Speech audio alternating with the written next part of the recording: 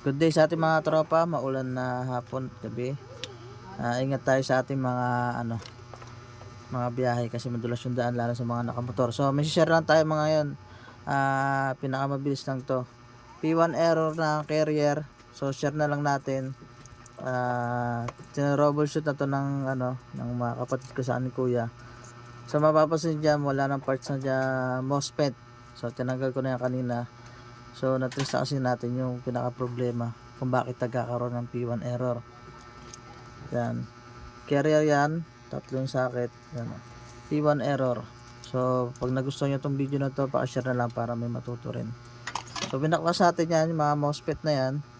I-reading natin siya gamit yung analog para mabilisan. Naka times 1K tayo para magandang reading. Yan.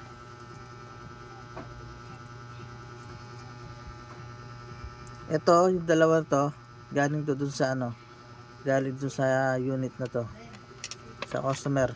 So ito yung sa akin. So testing muna natin yung difference sa kanila. So ito yung positive, negative. Gitna lang tayo dito pag nakaharap. Tapos papansin nyo na lang yung nating analog.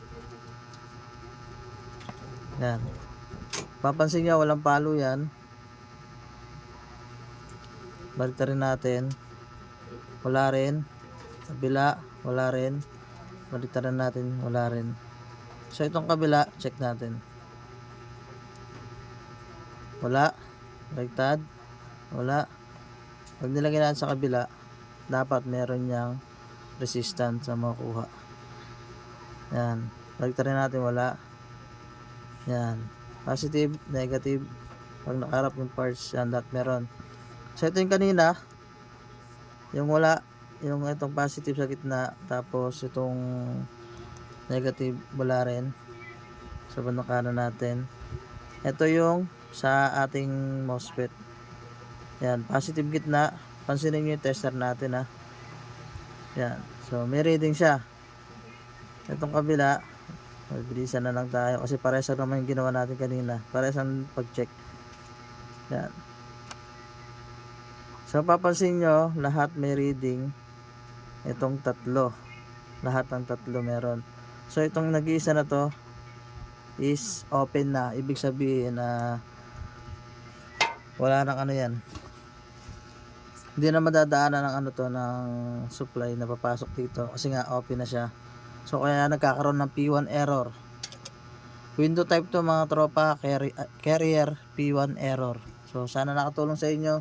So pag P1 error, check nyo itong mga MOSFET kung open or shorted. Kasi pag shorted naman, lahat ng paan yan may resistance yan. O may marireading kayo dyan. Pwede rin nanggagaling dito sa yan, sa relay nya. Kinakapos ng supply, namamatay si unit. Kasi ang history nito, gagana ng bahagya, hahataw pero magka-cut off na.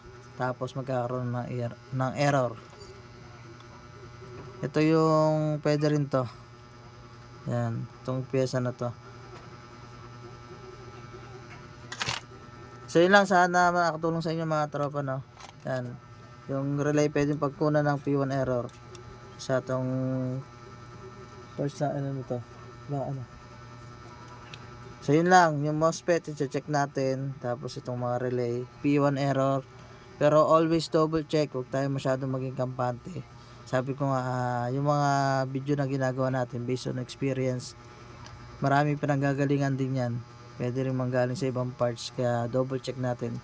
So yun lang mga tropa, ingat tayo palagi ngayong maulan. Thank you and God bless.